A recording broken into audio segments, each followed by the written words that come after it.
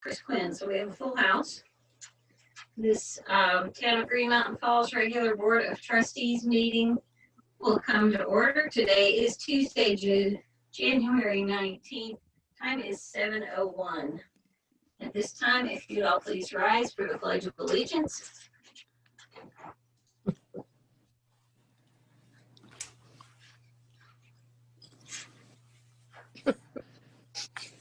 I pledge allegiance to the flag of the United States of America, States of America, and to the republic for which it stands, one nation, under God, indivisible, with liberty and justice for all.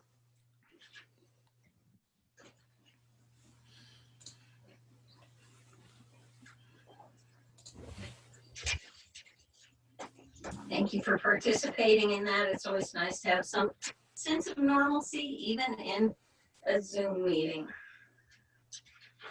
At this time, are there any additions, deletions, or corrections to the agenda? Yes, Mayor Newberry, I was hoping to request two corrections to the agenda regarding dates for accounts payable. It shouldn't say January 2020, it should say January 2021, 7 to 15. And then to address various spelling and number mistakes. So not accounts payables, and then adjourn should be 11. All right. Move to approve the agenda as corrected. A second. If there's no further discussion, all those in favor vote by saying aye. Aye. Aye. Chris Quinn, aye. Aye. And that motion passes. Thank you, everybody. The next item is for persons present who are not on the agenda. It's public comment time. Let me remind you all that we also have two public hearings tonight about the ordinances. And if you prefer to speak during public hearing about the ordinances, just let me know. Otherwise, this is your time to speak. Your time limit is 3 minutes. And we will start with Mr. Joe Olds, please. Good evening. Just a quickie. I got up early this morning and found my road plowed.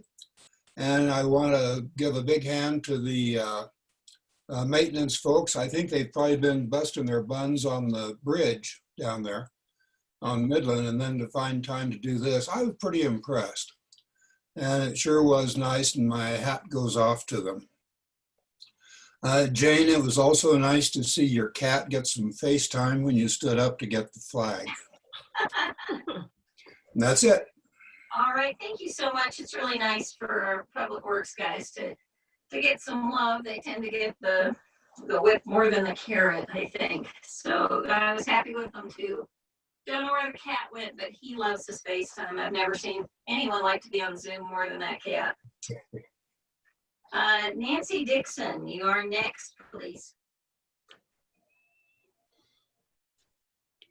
Hi, good evening. My name is Nancy Dixon. I live at 11045 Iona Avenue, and thank you for giving me the opportunity to talk to you tonight. My husband and I have built two houses, and we renovated a house that was 100 years old. So we do understand overages and how things can go over budget. Usually our rule of thumb is 20%, you know, just in case things come up. So when I was made aware that the town project that's going on right now was over 150% over budget, that was a little concerning. So I decided to do a little research, and I noticed that on the January 5th meeting, the change order was presented in the agenda package. It was on page 571 of a 662 package, but it was just in correspondence, so it really wasn't addressed at that time. Then I was looking, and I saw that there was a January 7th meeting that just addressed this only. So I read the minutes so I could get more information on it, and Trustee Peterson had some really great pertinent questions that are in the minutes that basically were asking, why is this project being this far over budget? Where will the money come from to cover the overage? And are there any cleanup costs? And I thought, great questions. I hope there's some answers. So when I was reading the minutes, the only thing it says in the minutes is town manager provided answers and clarity on Trustee Peterson's questions. Period. There was no details. So I would ask that in the spirit of transparency, if the Board of Trustees could revisit those questions and have some answers put in the public forum, you know, in the public record. Or I noticed that the minutes have not been approved yet. Maybe they could be amended and the answers could be put in there. I really appreciate your time and your service to our town. Thank you so much. All right, thank you. Just an FYI, even if the minutes aren't up, all the videos are, so at least it would give you some clarity and hopefully take care of that. But I appreciate your questions on that. Dick Bratton.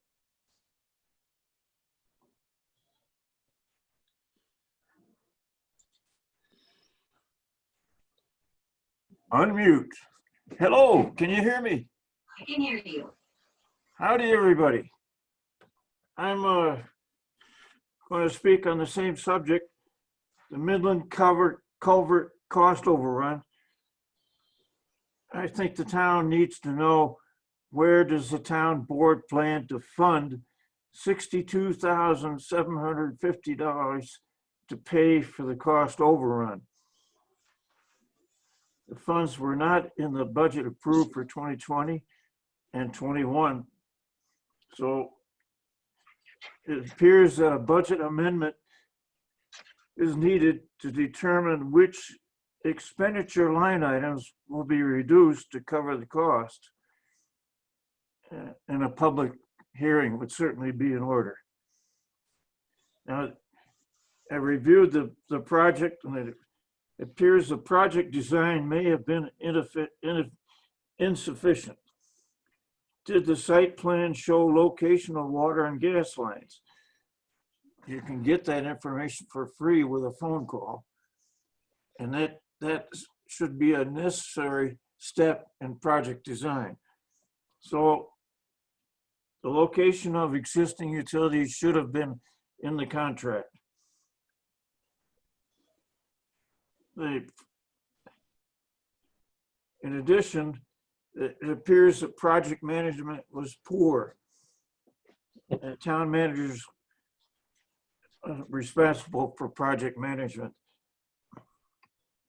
should have been set up to have the water and gas lines rerouted first to eliminate any interruption of the services to the residents on Belvedere. The first thing you do is reroute the utilities before you start digging. And it appears that didn't happen. Thank you for taking my comments. Thanks, Dick. Next is Matt Catrone. Can you hear me? I can hear you. Okay. I think I'll just defer to the public hearing. All right, I will make a note of that. Thank you. Next is Lamar Matthews. Hi, thanks for giving me a chance to speak. My address is 11145 Hondo. My concern is this Midland Avenue project that went over $70,000, had an overage of $70,000 over what was budgeted. I would like the answers. I've looked online and I can't find videos of that 7-minute meeting that was 2 days after the regular board meeting on the 5th. It's certainly concerning that only 3 of the 5 trustees were at that meeting. It was concerning that the town clerk did not attend that meeting. And I would like to know where that additional money is going to come from.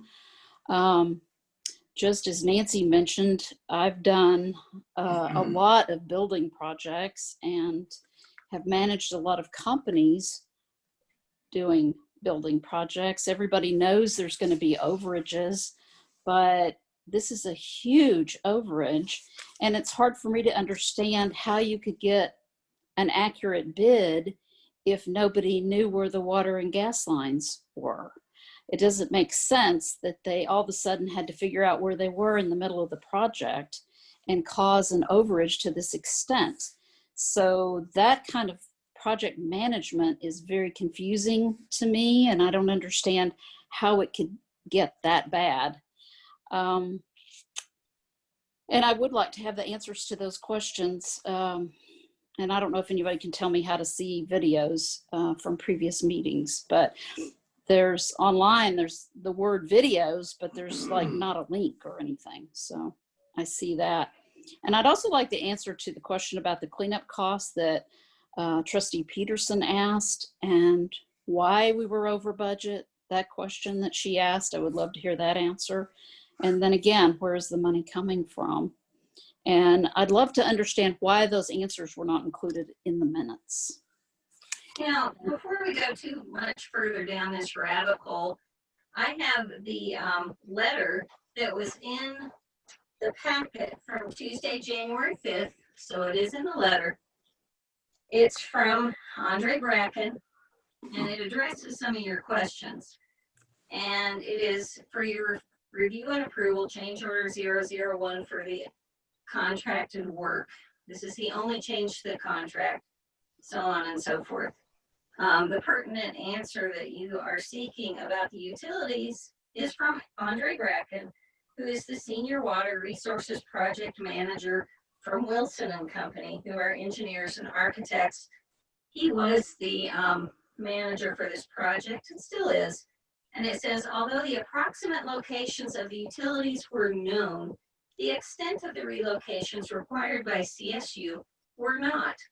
The water line relocation was determined not only necessary for the completion of the culvert and road work, but also as a critical repair and upgrade for local water services, of which CSU provided most of the materials.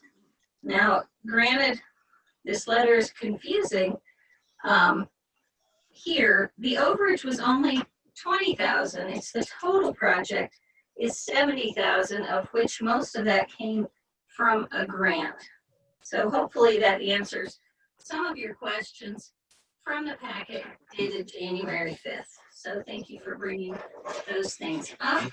Sounds a lot worse than it is. So not a lot worse than what everyone is saying. So the next on public comment is David Douglas. Thank you, Mayor Newberry. This is David Douglas, 11145 Hondo Avenue. And I would like to continue on the subject of the overrun. And there were some words that come to mind as I listened to various people talk, Nancy and Dick and others. And that is materiality, accountability, and disclosure. Materiality is something that we all have to look at anytime there is a variance to any project. And is it material to the reputation or to the financial well-being of the company or entity that the variance has occurred? Then who is accountable? In this case, well, was it a poor project design, as Dick Bratton brought up? I think that it seems like there was not an appropriate amount of work that went into the front end of this project to identify the potential risks. That to me, to assure that that sort of project scope has been properly done is the responsibility of the town manager, who is ultimately responsible for projects that are performed by the town, regardless of whether we had a an engineering firm that was managing it or not. But if it's material, and I would argue that in this case, this is a material cost overrun, and there have not been answers provided as to how accountability was applied in this case, maybe to the construction firm or the engineering firm that was supposed to be managing it. All we see is there was a 7-minute meeting by 3 of the trustees and the town manager. And I mean, I don't even understand how you can have an honest discussion of accountability in 7 minutes to approve a material cost overrun. I mean, to me, this has been improperly managed by our town government. And I think we as the taxpayers deserve a lot more answers on this than we're being given. Thank you. Thank you. All right, Claudia Ely, you're next.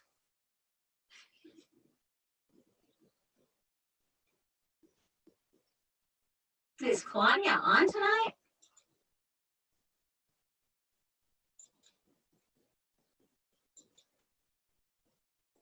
Well, unless she has a different iPad, I'm not seeing her. We'll revisit her when it comes to public hearing. Perhaps that's what she's waiting for. Rocco Blasi.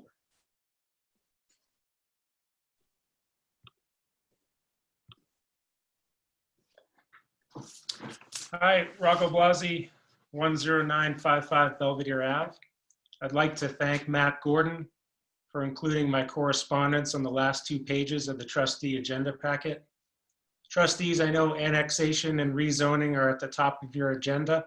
I hope you've had time to review my management recommendations to you and town staff, which include the following: emphasis on establishing continuity for each staff position, the proposal for targeted bonuses for new hires to improve employee retention, and the need to conduct exit interviews for outgoing personnel. I also believe kudos concerns reporting would improve with the addition of a tracker to include in your monthly trustees agendas for both you and our townspeople to review progress. Moving on, I'd like to comment on the severe cost overruns with the Midland Ave Culvert project. The original bid for the Midland Ave portion was just shy of $48,000. The change order was for an additional almost $63,000. This does not include the additional Wilson and Company engineering costs. A project cost overrun approaching 150% of the initial bid. Sure, many infrastructure projects exceed time and budget, but this is a cost overrun of epic proportions. It calls into question the town's need for a paid town manager position. The work and engineering review was ultimately outsourced. However, the town manager may delegate authority, but she cannot outsource the ultimate responsibility for this failure. So how is the severe cost overrun handled? The town manager and mayor scheduled a short notice special meeting just 2 days after the regular January 5th trustee meeting. Result, bare minimum of trustee discussion and oversight and no public audience. This most recent lack of transparency further serves to erode our public trust in our local elected officials and paid town staff. Any more projects run like this, trustees, will risk bankrupting our town. I question whether the path the town is pursuing with all the paid positions and health insurance costs is sustainable. Secretary or recorder, I ask that you place into minutes my request to the trustees to host a community forum to discuss paid town staff positions before the next employment contracts are formalized between the town and town staff. Of course, it's your prerogative, trustees, to hold a special meeting, but that doesn't make it right. The town manager's flawed justification to call a special meeting in her staff memo doesn't pass the sniff test. All right, Thanks. That's just very nice of you to comment. We appreciate all our public comments. Let's moving on here. I don't have anyone else on the agenda as far as public comment goes. So let's move to item 4, the consent agenda. This is to bring into record the accounts payable from January 7th, 2021 to January 15th, 2021, as well as the Board of Trustees meeting minutes from January 5th and the January 7th Board of Trustees meetings. Trustees, do you have the wish to bring out any one or both items for discussion?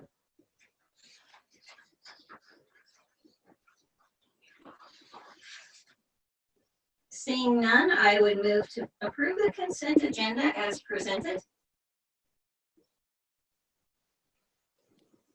Trustee Guthrie, I second. If there is no further discussion, all those in favor vote by saying aye. Aye. Aye. Aye. And that motion passes. The next item is 5, which is a consideration of ordinance 2021-03, an ordinance of the Board of Trustees of the Town of Green Mountain Falls zoning of certain recently annexed property to the business district. This is known as the Joyland Church Parcel Annexation. As we begin this item, I would like to introduce our planner, Julia Simmons. And would you like to proceed with that, Julia, or do you want me to open the public hearing first? I think you can open the public hearing and I'll introduce the item if you'd like, Madam Mayor. All right, let's open that public hearing. The time is 7:22. Julia, if you would proceed, please. Okay. This is for Ordinance 2021-03, which zones the Joyland parcel as business. This parcel was approved for annexation by the board on January 5th. The parcel must be zoned within 90 days of the annexation ordinance being approved and recorded. This item was considered by the Planning Commission on January 12th, a week ago. The packet was included with their memo and then a memo from myself to you conveying their recommendation. The Planning Commission voted unanimously to recommend approval. I'm happy to receive questions from the board, and if there aren't any, I'd like to introduce the applicant, Jesse Stroop, who is appearing for this item on behalf of Green Mountain Road LLC. Green Mountain Road? Oh, did I? Board, do you have any questions for Julia?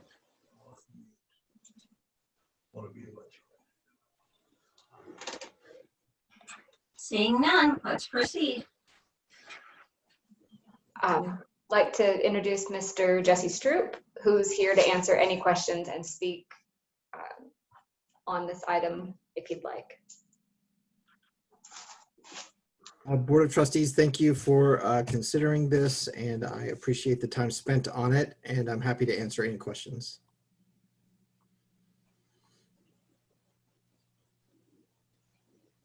Board, do you have any questions for Mr. Stroop?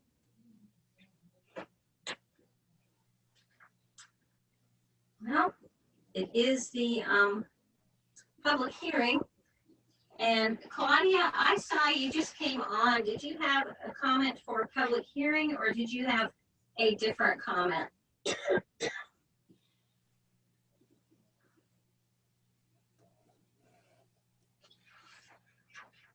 Claudia Ely?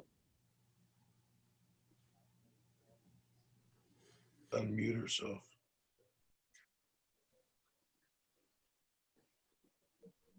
There. I think I was muted. Sorry. Yes, now I can hear you. Okay.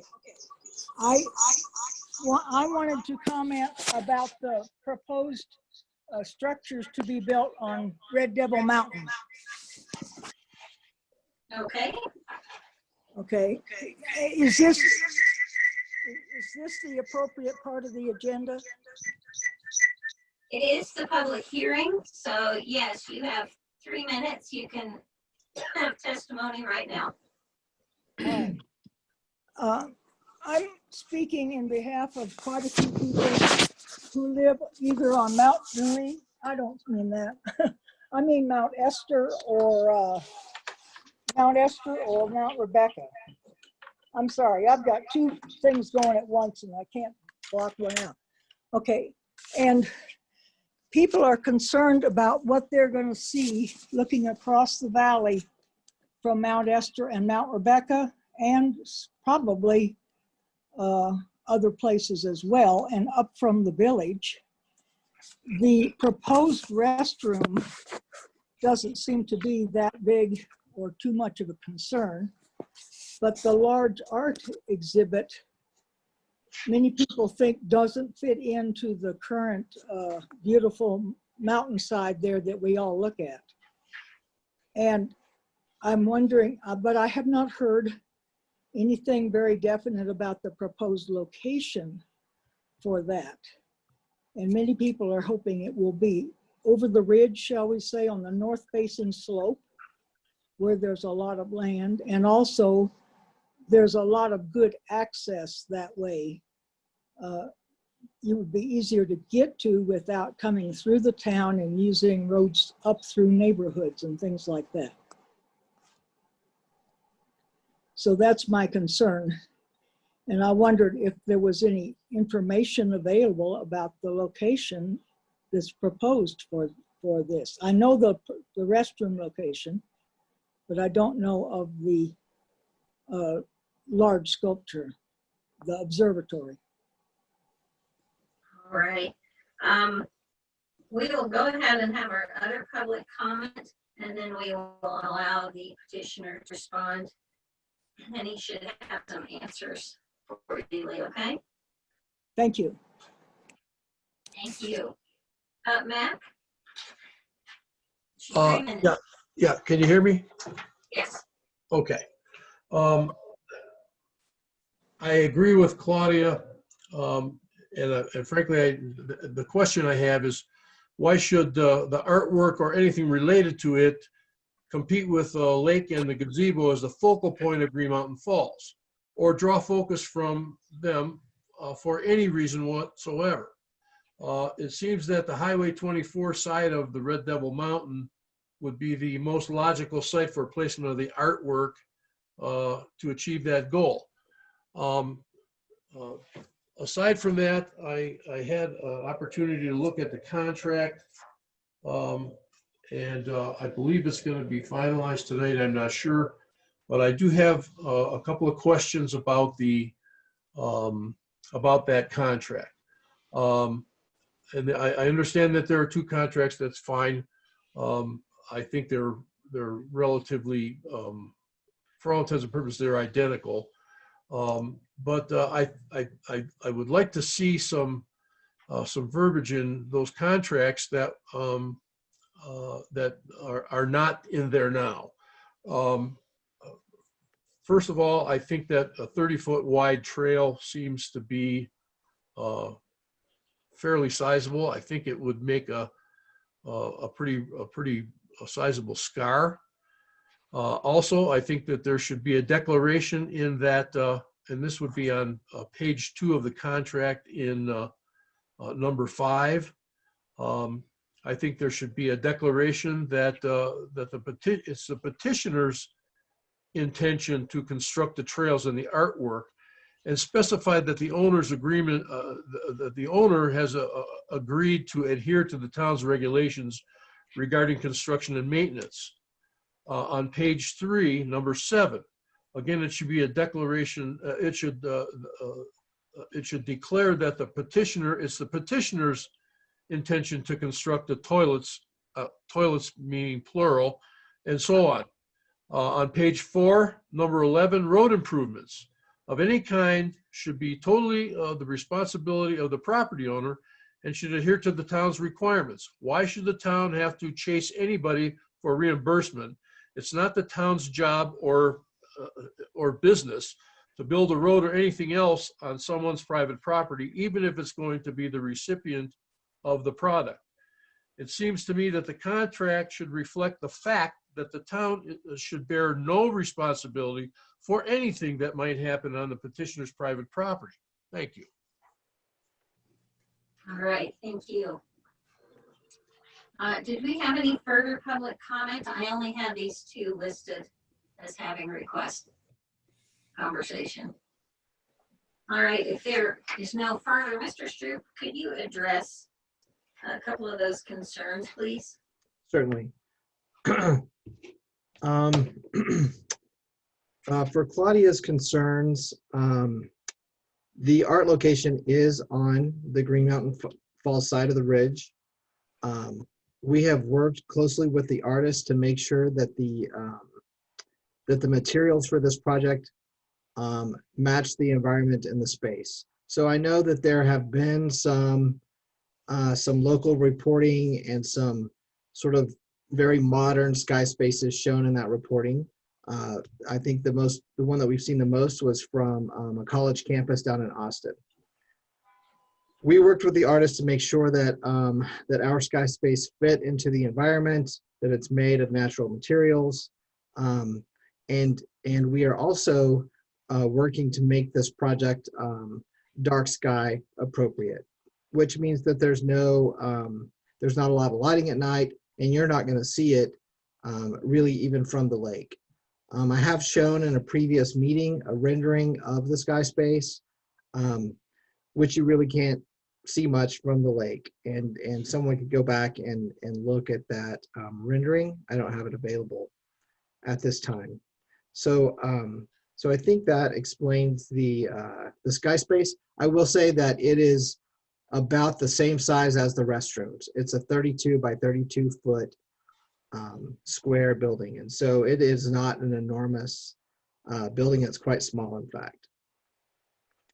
And I made some notes when Mac was speaking. We're not building a 30-foot wide trail. The town has asked for a 30-foot wide easement for the trail to rest upon. The trail is a standard 18 to 24 inch hiking trail, which has already been built. Building to town regulations, yes, that is part of the annexation agreement. The town now governs that property. The Planning Commission and the Board of Trustees get architectural review, engineering review, and erosion control review on all of our projects. And then that's the same with the toilets. And then your questions about road improvements. There are no roads being built. There's an ATV trail that we'll get a permit for, that we're building ourselves. But there are no roads on the project. And I have seen in some public commentary some concerns about vehicular traffic going up and down the mountain to the sky space. And I just want to point out that the only vehicle, less emergency services, would be a green box ATV who's taking people by appointment who can't make the hike.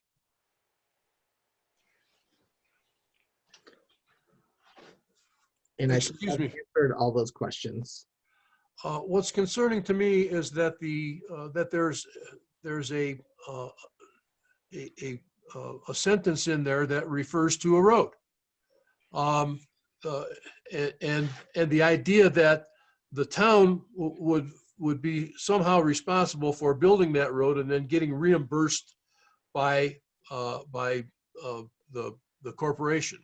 If there's not going to be a road there and you're not intending to build a road, then what is that clause even in there for? I will answer, Mac, that the town attorney drew this up, and that utilities and roads are always part of an annexation agreement, even if there are going to be none.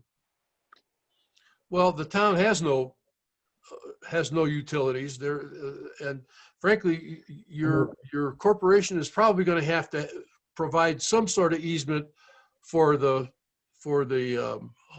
city of Colorado Springs utilities, since they're going to have at least a water line going up there and probably an underground electric. But the point is that providing an easement for the town is a lot less important than providing an easement for the utilities. And it seems to me that the easement that the town gets is going to be completely different than the easement for the utilities. So what's going to occur when those utilities get put in? There's going to be a scar on that mountain.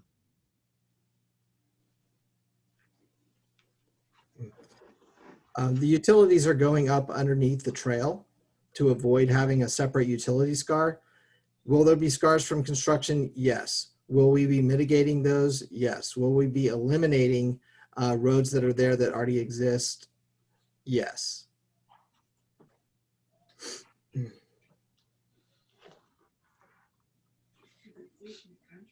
All right, if there is no further comment, we're going to close this public hearing. So I do have one question just about the annexation agreement for Joyland. So I think it was brought up a little bit before we started all this, but it mentions that the entity involved is Green Mountain Road LLC. The second agreement describes it as Historic Green Mountain Falls Foundation LLC, and I just wanted to double check and make sure that everything is correct as it's outlined. Okay, I'm looking at both of the contracts here because we have conflated item 5 and 6 during this, because I think most people are interested more in the Red Devil Mountain portion, just because it's a bit more visible perhaps. So I'm looking to see where we're at with that, Yanni. I'm missing a page. Julia, can you address that? Because I am missing probably. I'd be happy to. And Jesse is here to confirm or correct anything I say, but there are 2 different parcels and there are 2 different owners on this annexation. Trustee Lou, the Joyland parcel is managed by the corporation, Green Mountain Road LLC. Jesse, can you nod your head if I'm okay? And the Red Devil Mountain parcel, which is the next item, is Historic Green Mountain Falls Foundation, the nonprofit. The 2 separate owners. And I'm representing both owners here, but there are 2 separate owners and 2 separate annexations, which is why there's 2 annexation agreements and applications, etc. All right, if there's no further public comment, we're going to close the hearing at 7:38. And board, just so we're going down the right path, the first item is consideration of ordinance 2021-03, which we're going to refer to as the Joyland Church parcel annexation. Do you have any further questions for the petitioner or for the planner on the Joyland Church parcel?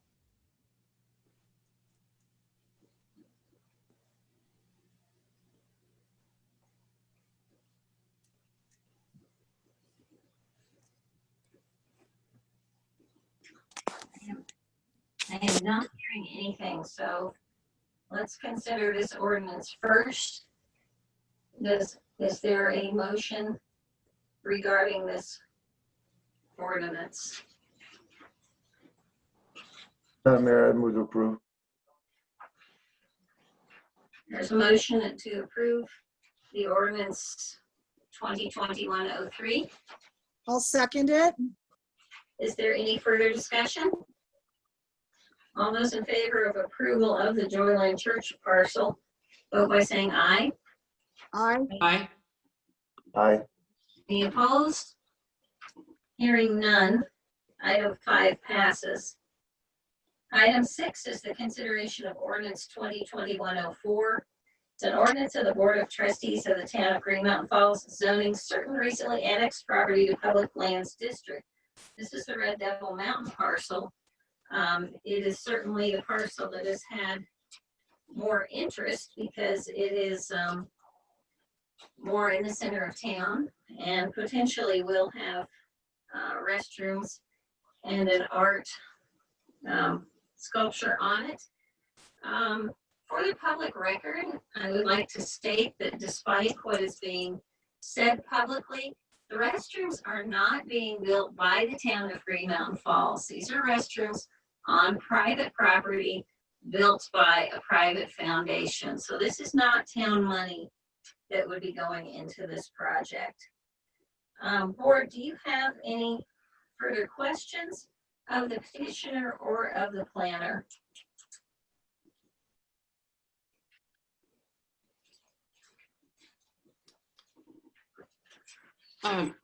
Yeah, I had a question about, I don't know if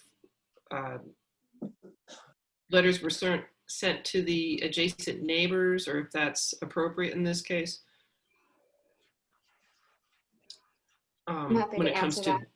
Yeah, Julie, would you building. answer? Thank you.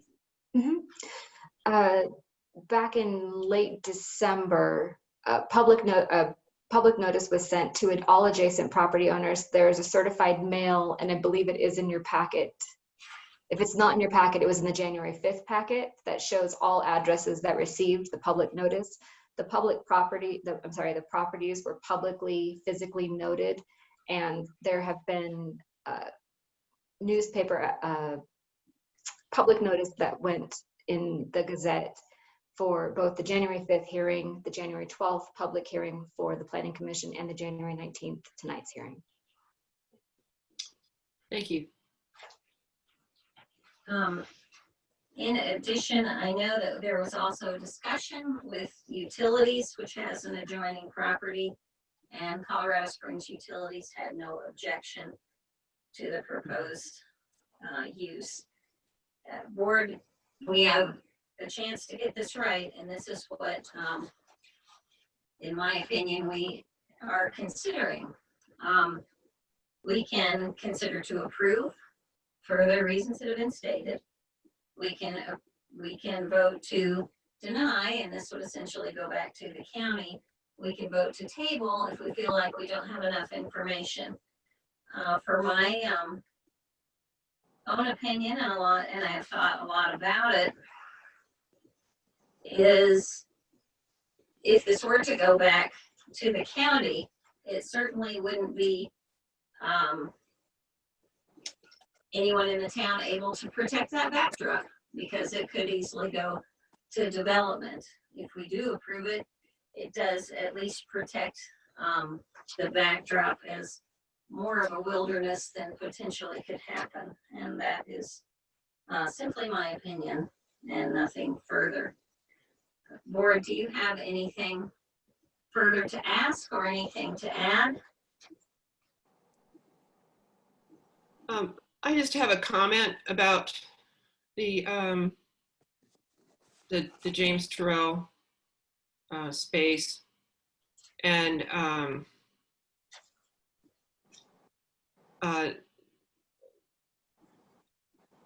the work I've seen, particularly images of the rodent crater, he appears to take the landscape, the environment into, more than just into account. His work really seems to become part of the landscape. And I question dictating to him what this should look like. I'm already hearing that people don't like the renderings they've seen, and those were designed with the hope that the citizens would be more comfortable with those designs. I wonder if he just did what he thought best, if we wouldn't be better off. I'd be curious to see what those renderings look like. Well, and while that is certainly part of this discussion, we get another chance to chase that, because they'll have to present before they can build anything on that property. Right. So, it's just something I've thought of. I know that there's just about anything new is going to be controversial in Green Mountain Falls. And just another comment, when it comes to scars, I think the most outstanding scar is the one over where the stables used to be. And I really appreciate that that's going to be addressed. Thanks. All right, thank you. Board, do you have anything further?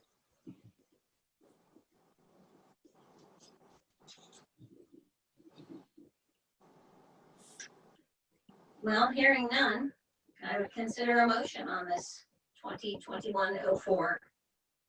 I'll move to approve. I'll second.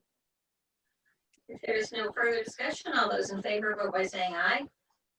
Aye. Aye. If there's none opposed, that motion passes. Item 7 is Planning Commission 2021 bylaws.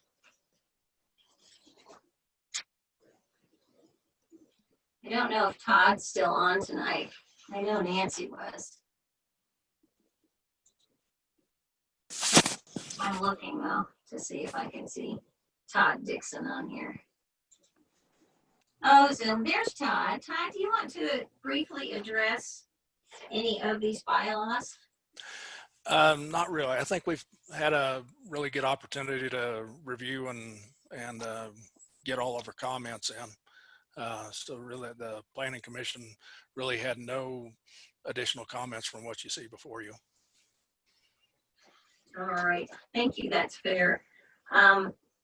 While I have you on here, I just want to thank you and the Planning Commission. I know that you're also working hard in a lot of serious consideration when it comes to annexation and zoning. It's a big project and I appreciate everybody coming together to work on that. Okay, I'll pass that on. All right, thank you. Board, do you have any questions or comments about these Planning Commission bylaws?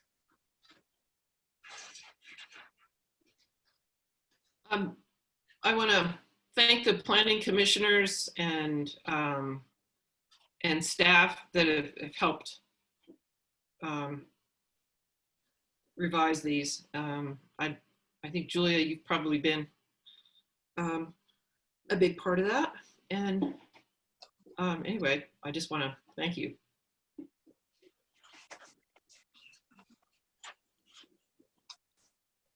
All right, and I thank you too. And I would move that the board accept and adopt the Planning Commission 2021 bylaws. They were unanimously recommended by Planning Commission. I'll second that, Catherine. If there's no further discussion, all those in favor vote by saying aye. Aye. Aye. Aye. If there is none opposed, that motion passes. Again, that was that's really nice to bring us into a bit more updated bylaws, and I'm looking forward to seeing a lot more things revised in the future for all of us. Item 8 is consideration of a special use permit for public restrooms at 10400 El Paso Avenue. The Planning Commission did consider the special use permit at their January 12th meeting. This was included with a grading and erosion control plan, architectural plan review, and special use, a 5-acre hillside residential. Or do you have any discussion you would like to have about this special use permit?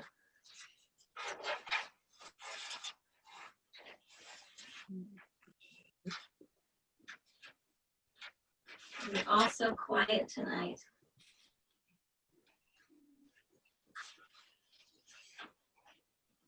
Well, I appreciate the work that went into this. There's a lot of work for just what we would consider just a restroom. If you are satisfied, I would move to approve the special use permit.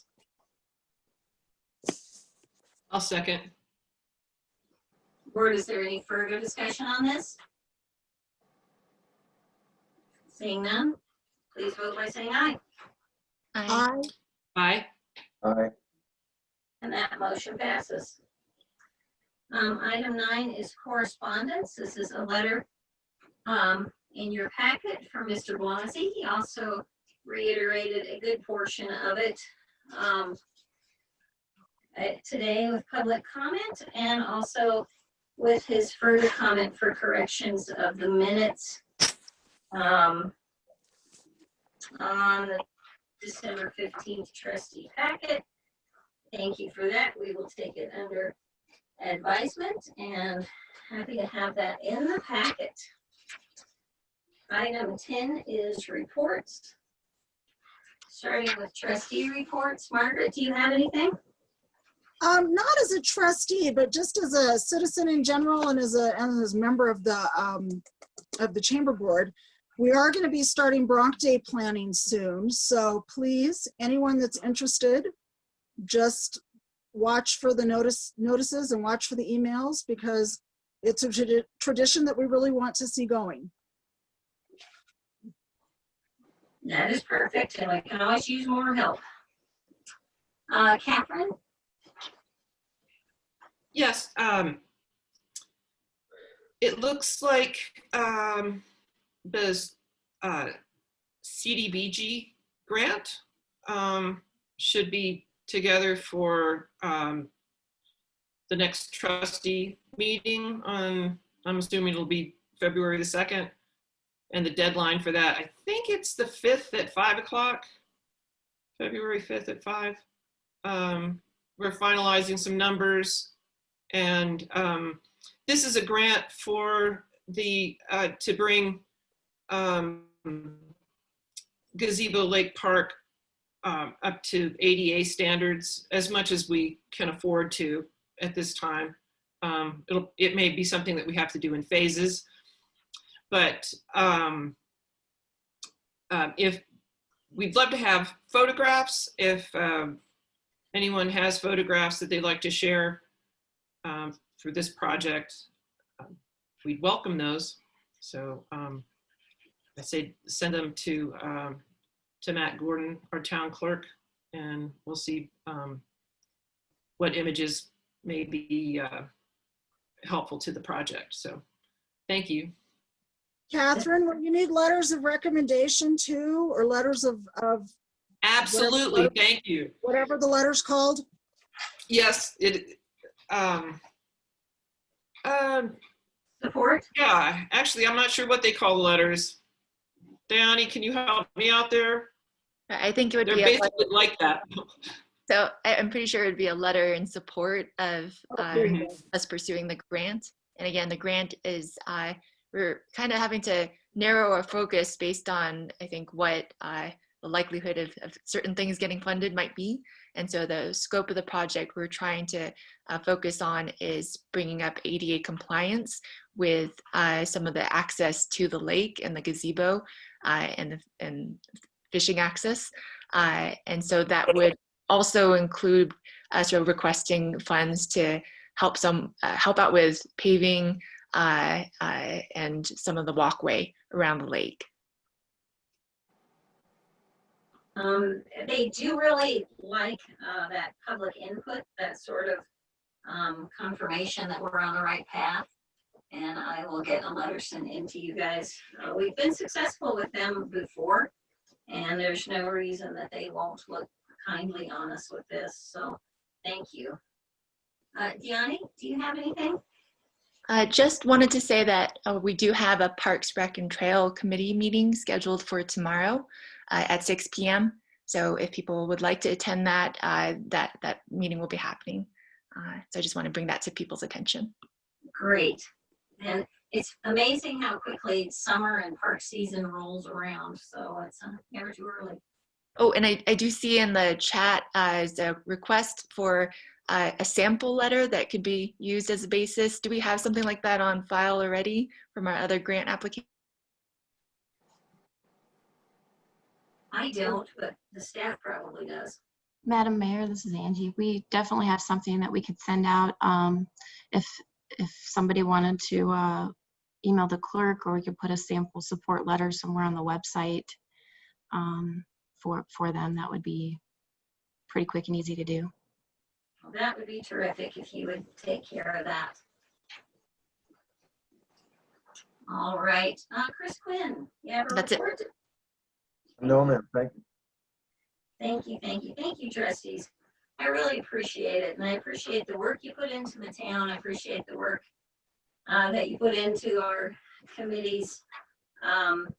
You are quite often the brunt of ire, and I think every now and then it's nice to be told that you're doing a good job, and I appreciate it. I have a few things that have been asked publicly, and since I can't really answer on Facebook, I wanted to address a few things that have bubbled up over time and maybe put some fears to rest. One is about the parks, and I don't know if people remember, but relatively recently, Colorado Springs Utilities put a rule on a lot of the parks and open spaces that if you're going to irrigate, you need backflow preventers, and they are rather costly. And over time, we've worked on replacing one at a time. So we couldn't do them all at once, but we will be looking at making sure that we can get the backflow preventers up and making sure that those are in proper working order. Zoom and town hall meetings. I don't think anybody wants to meet in person again more than I do. It's just so much nicer to be able to actually see people. It's a very different feeling when you can see body language and see when somebody's trying to say something, and then I'm not running over them constantly when I talk. But according to the governor's office, the COVID-19 vaccine is not going to be available to the general public until the summer of 2021. And so I would anticipate that we continue to have Zoom meetings until the vaccine is more widely available and that people are feeling safer, really, to be out in public amongst everyone. Trustees are just as available as they've always been, still on the phone, still on email, still get texts.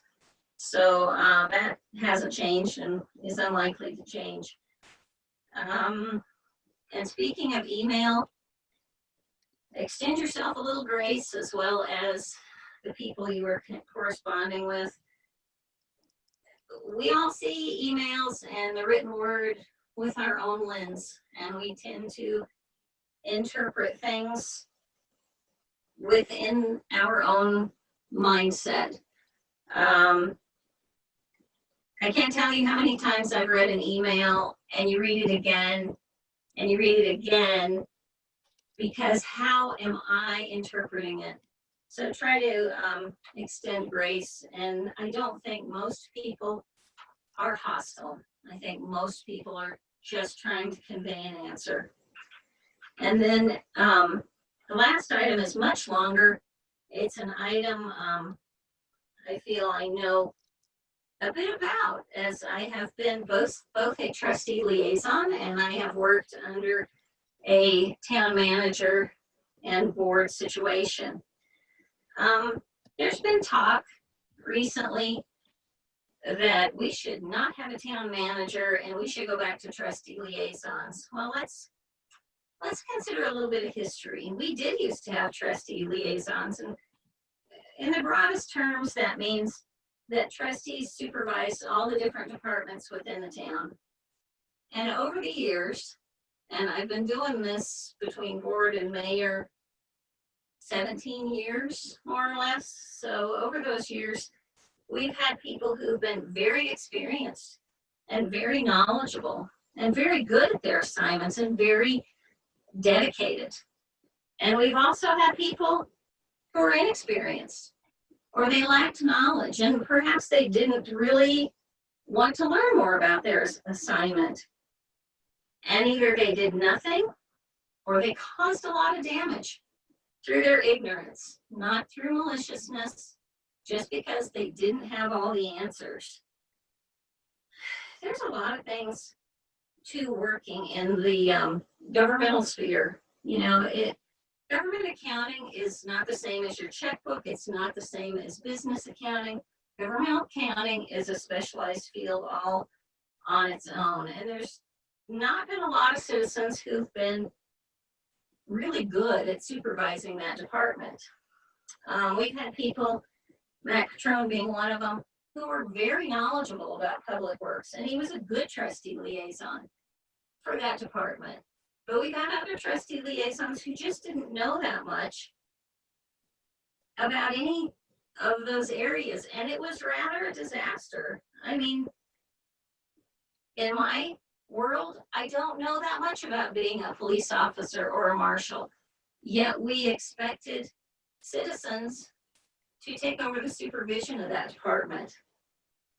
So to have a professional in place is more of a gift than you could ever imagine. For one thing, for one of many things, the way that the world is going, being a manager of a town is demanding more and more and more time. Well, with the trustee liaisons, that starts to limit who you can have on the trustees. Do we need to become a board that is populated by retired citizens or independently wealthy so that they can afford to give all their time to the town? That's fine, that's well and good, but you miss a large segment of the population that also is at work, that also volunteers their time and volunteers as much time as they can. Oh, that's my soapbox on that. To have a professional in place, to have that point person who can answer a question right away instead of waiting for the next meeting, it's become a necessity. And you see that now with people asking questions and needing answers right away. We couldn't always do that when we were trustee liaisons. We weren't available at a town hall to answer questions right away. Quite often questions had to sit out there for 2 weeks or more.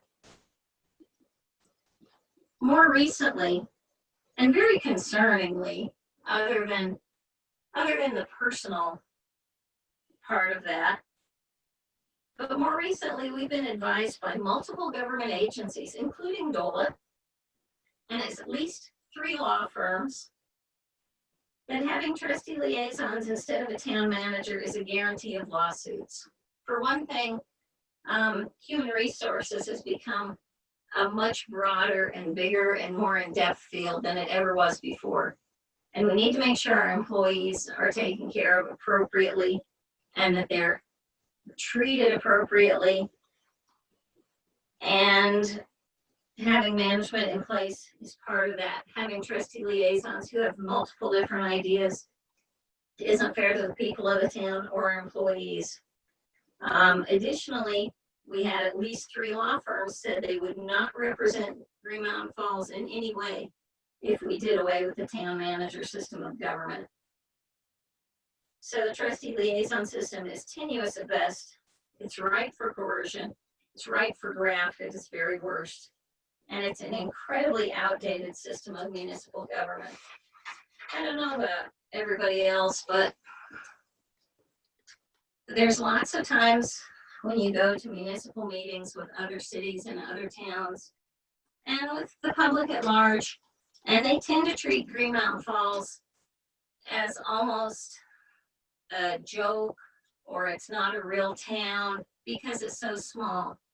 But I guarantee you one thing, this is a real town.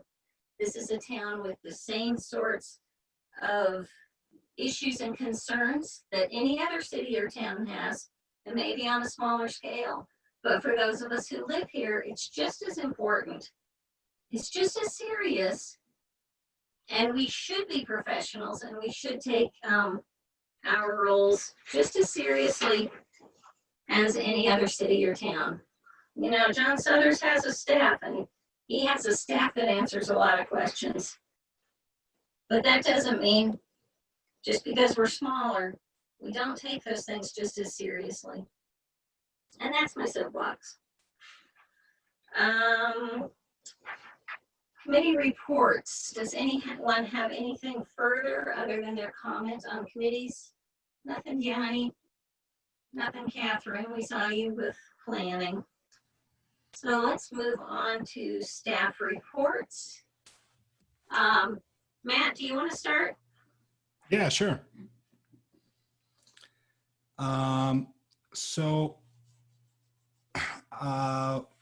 We have transitioned from paper applications for business licenses, short-term rental licenses I'm sure you guys have all heard this probably 1,000 times, and I'm reiterating something, but I've learned it, and so I got to share it. The website to pay those licenses is linkable through our own website, so just visit the town's website to get your business license taken care of. I've still received a few licenses in the mail, and I've had to communicate with those businesses to go online. Our fee has changed this year from $50 to $75. So if you've sent in a paper check for $50, it won't cover our fee. And so I'll be in contact with additional businesses to cover that going forward. Myself and Brian, who's been working diligently on finance, have been working hard on accounts payable, accounts receivable, payroll, and starting to get into bank reconciliations from 2020. The finance bit is huge, and so making sure we're solvent and our finances are checked is important to me. So I'm diving into that hard in my first month. We have meetings. Trustee Lou had already mentioned the Parks, Recs, and Trail meeting for tomorrow at 6. We also have a fire mitigation committee meeting on Thursday, the 28th at 7 o'clock. I'm excited to get involved in both of those committees. When I worked in Brush, I was involved in committees I never thought I would be involved in, and I feel very much the same this time. And so I'm excited to get involved and learn something new. I want to apologize to residents who submitted paperwork for dog licenses this year. We actually didn't have the metal tags, and so I've ordered those. They should be coming in soon. I will get those sent out to those folks who have sent those in. And lastly, I just want to say thank you to the board and the residents for their patience during my onboarding process. I'm really excited to work here, and it's a really rewarding process, but it takes time to get good. And so I appreciate everybody's patience. Well, again, you're welcome, and we're glad you're here and eager to hear what happens with everything going forward, including the committees. Angie?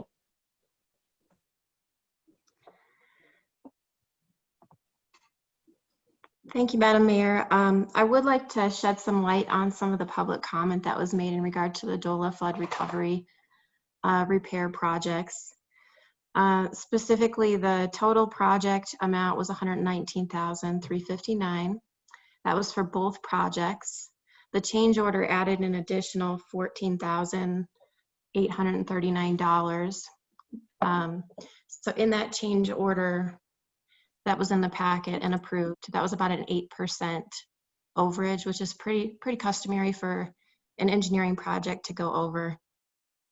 Most construction projects, especially in a historic town like Green Mountain Falls, you know, the utilities were not, the locations were not where they thought they were going to be. And then when they got into it, there was just a lot more work to be done there than they initially expected. And that is pretty typical of a project like this to happen.